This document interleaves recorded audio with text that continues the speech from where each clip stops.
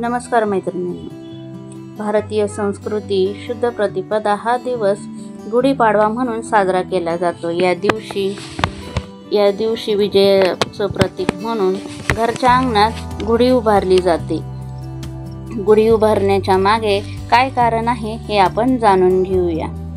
बांबूची काठी, त्यावर रेशमी वस्त्र, कडुलिंबाची डहाळी, पाने, सुगंधी हार, साखरेची गाठी यावर गडू बसवून गुढी साकारली जाते. ही गुढी स्नेहाचं प्रतीक मानलं जातं, आनंद देणारी प्रतीक मानलं जातं, विजयाचे संदेशही देत असते.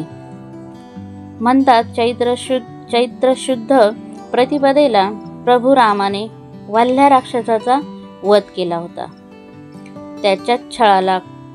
त्याच्याच छळापासून प्रजेला मुक्तही केलं होतं. श्रीरामाने आसुरी शक्तीचा नाश केला होता म्हणून गुढी सूचक आहे. याच शुभमुहूर्तावर ब्रह्मदेवाने सृष्टीचे निर्माणही केले. तसंच या दिवशी श्रीराम अयोध्येला परत आले. 14 वर्षाचा वनवास लंकाधिपती रावण व राक्षसाचा पराभव करून या दिवशी अयोध्येला परतले. तेव्हापासून विजय, धैर्य, त्याग, आनंद, आरोग्यदायी असे सूचक करणारा हा सण आपण साजरा करतो.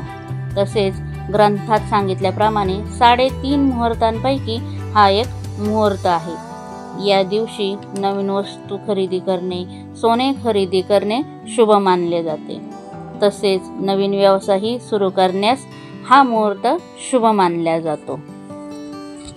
तसेच महाराष्ट्रात तर भरपूर काही असे सण आहे, पण मी पाडव्याविषयी थोडक्यात